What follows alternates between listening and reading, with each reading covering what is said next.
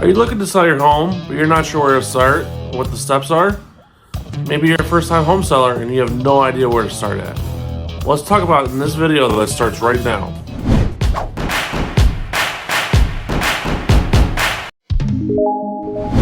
Hi, I'm Chad Scott with eXp Realty, your local Kenosha area realtor. If you're new to my channel, welcome, and please hit the subscribe button and bell down below so you can be notified of new videos that drop every week at 10 a.m. on Mondays. If you're a returning subscriber, welcome back, and I hope you found the content enjoyable and informational so far. You may be hearing right now from other sellers and friends and neighbors about how good of a market we've had this past summer.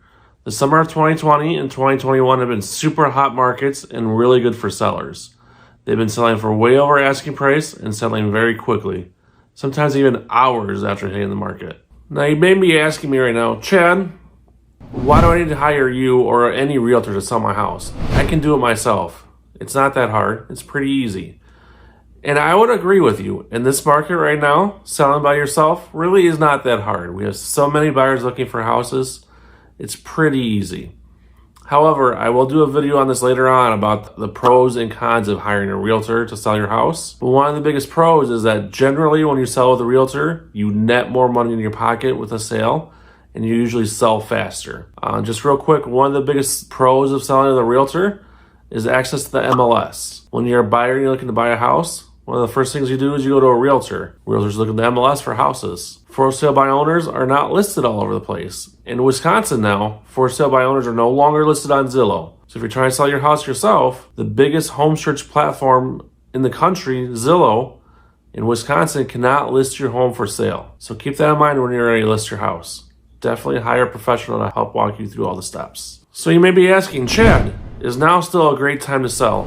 And the short answer is yes, it definitely is. The market is still super hot if your house is priced appropriately and is move-in ready with very few to new improvements need to be done by the buyers. Your house will definitely sell, usually within days of hitting the market. Our time on market has definitely gone up over the last couple months since this past summer, but houses are still selling if they're move-in ready and priced appropriately. Usually a week, maybe 2 weeks after being on the market. They're still selling super fast, and sellers are still getting money over asking price, or at least at asking price. So if you're thinking about selling and you're wondering if it's still a great time to sell, it definitely is. We still have a surplus of buyers looking to buy great houses, and they just cannot find them because there are no houses on the market right now.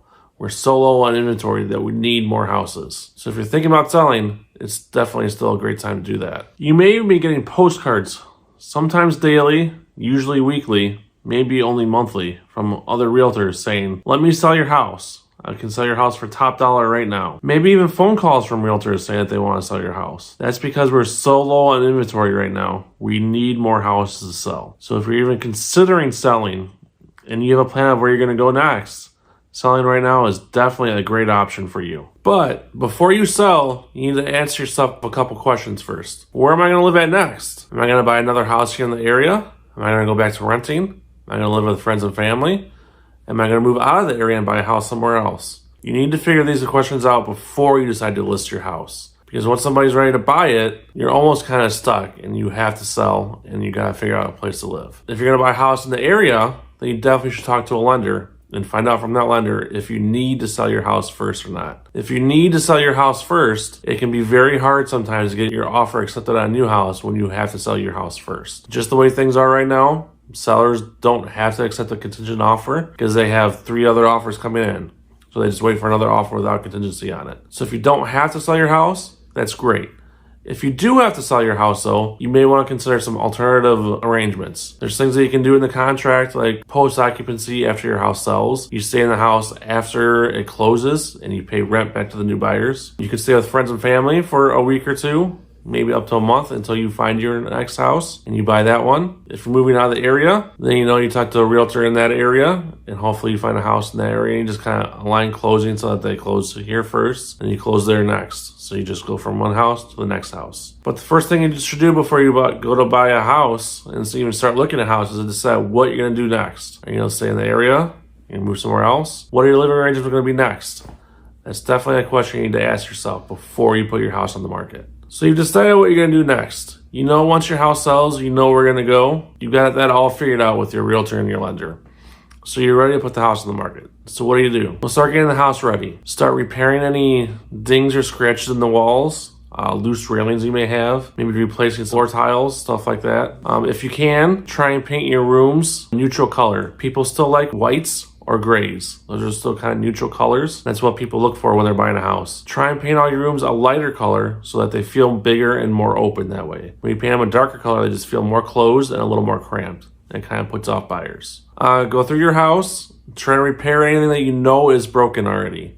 That way, when the inspection comes along, they'll find fewer things for you to repair after your house is under contract already. Some sellers do a pre-inspection that they do before the house goes on the market. They have an inspector come through, they look through the house, they do a report, and they give it to the seller. That way, you know what's wrong with the house. You can fix the stuff before you put it on the market, before a buyer does a home inspection. Some of this stuff in the butt before it becomes a problem. Those are just some tips to get your house ready. When you're ready to sell, though, talk to me, and I'll definitely give you some other tips like staging your house. Next thing you want to do to get your house ready for sale is curb appeal. You want to do some landscaping on the house. You want, as soon as that buyer steps out of the car, for them to step out and say, wow, this is definitely the house for me. I know it's wintertime right now in Wisconsin, and there's not a lot you can do as far as landscaping goes, but there's still some things you can do. Maybe plant some shrubs or bushes in front of your house. If they're overgrown, you can have them trimmed still. Make sure that the grass isn't too long. Some people like me refuse to cut their grass the last few weeks of summer. If you have a fence in the back, make sure it looks presentable. Make sure it's not falling over, panels missing, boards missing. Replace stuff like that. Make sure your deck looks nice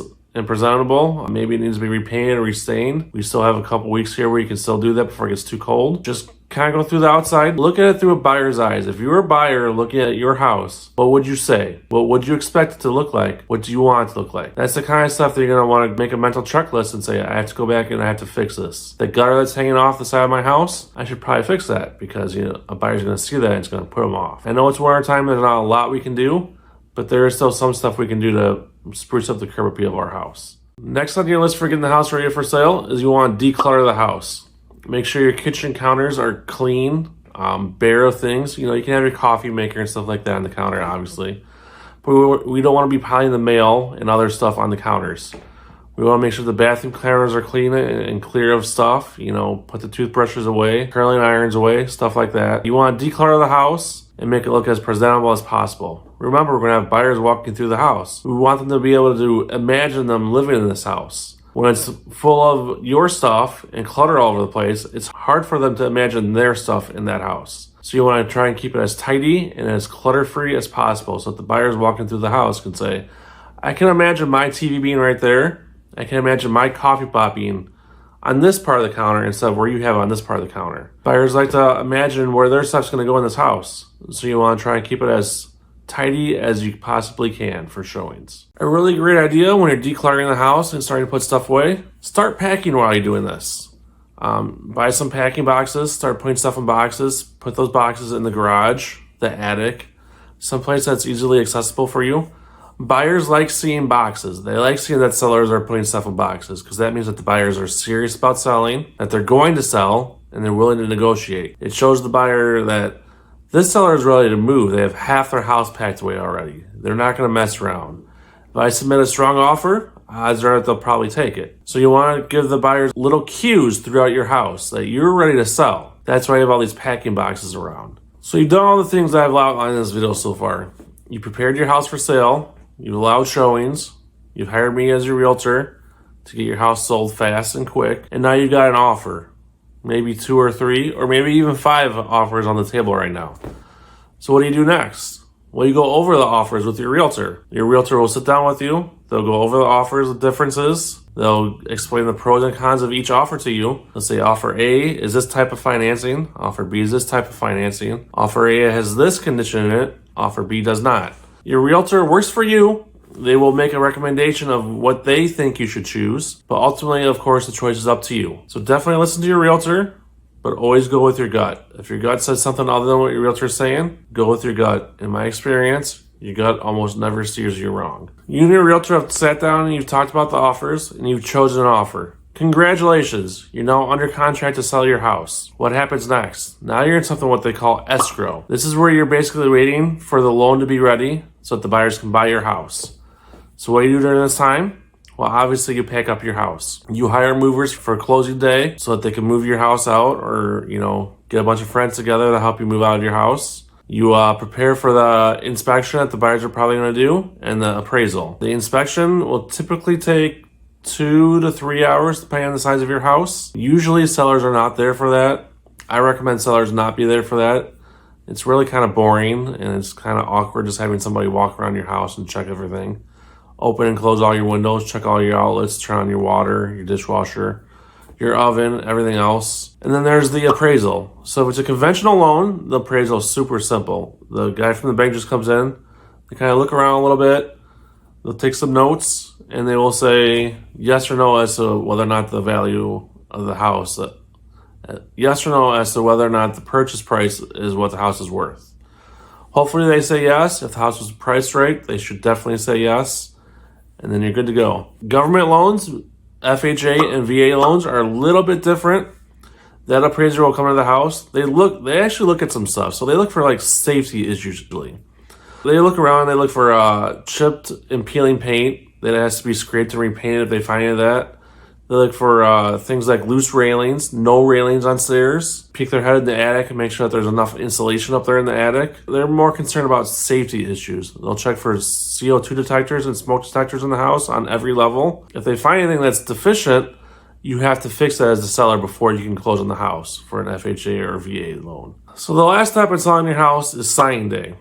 This is where you sit down and you sign the documents and the deed over to the buyer. You bring the keys to your house to the closing table, and you give them to the buyer. Talk to your lender and see if there's any money that you as a seller needs to bring to the closing table. Typically, anything that you may need to pay, such as taxes, any liens against your house, will be taken out of the proceeds of your house. So there's nothing for you to bring. They just take that money from you and cut you a smaller check. But there are circumstances where people still owe a little more money on their house than what it's worth. So the sellers have to bring a little bit of money to the closing table. But talk to your lender or the title company and find that out before closing day.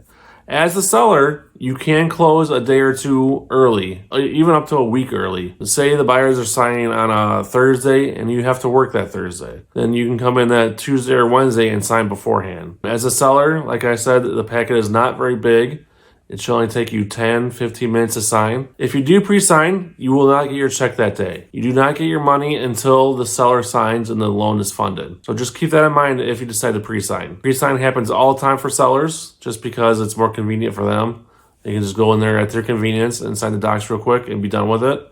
And the check is mailed to them, or the realtor picks it up for them and drops it off to them wherever they're living at next. So those are the basic steps for selling a house. Let's recap them real quick. You want to hire an agent that knows the area and the market really well, that'll work for you and price your house appropriately for the market so it'll sell quickly and fairly. You want to set a timeline for selling your house. You don't want to put it on the market and let it sit there for 45, 60 days without any showings or offers.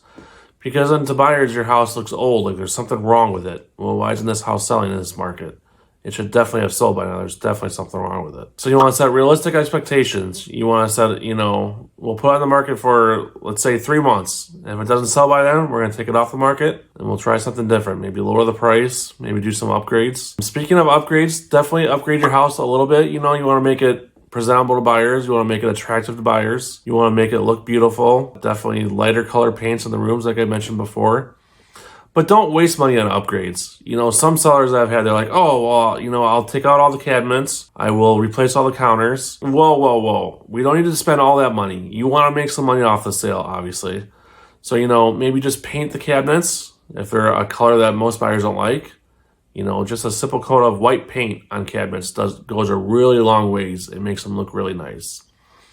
Countertops, even if you don't have granite countertops or marble countertops, it's okay.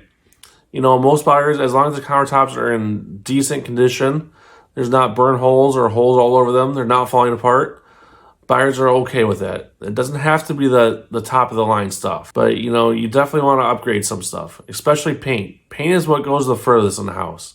A fresh coat of light gray paint in a room opens it up and makes it look like a whole new room. I definitely get professional pictures done. If you hire a realtor and they walk in there with their iPhone going to take pictures, it should definitely set up a little red flag for you. You definitely want professional pictures on. They just look better and it draws in more buyers into your house. You want to review and negotiate any offers you get and eventually accept one. Prepare for closing. That's where you get any money they may need to bring to closing. Get that ready. Talk to the title company, talk to your realtor, see if there's anything you need to bring to closing. Usually there's nothing you need to bring to closing except for, garage door remotes and keys. You just go there, you sign, take your check, and you're done. These are the steps for selling your house. So selling your house can definitely be fun.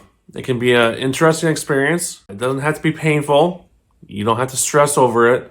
Hire the right realtor. They handle all the heavy lifting for you. They take care of everything for you, so you're not stressed. I hope you found this video informative and exciting. If you did, please hit the subscribe button down below and the bell for more videos. I drop a new video every Monday at 10 a.m. Rain or shine, holiday or not, you get a new video. Thank you so much for watching. Have a great week, and I'll talk to you again on Monday.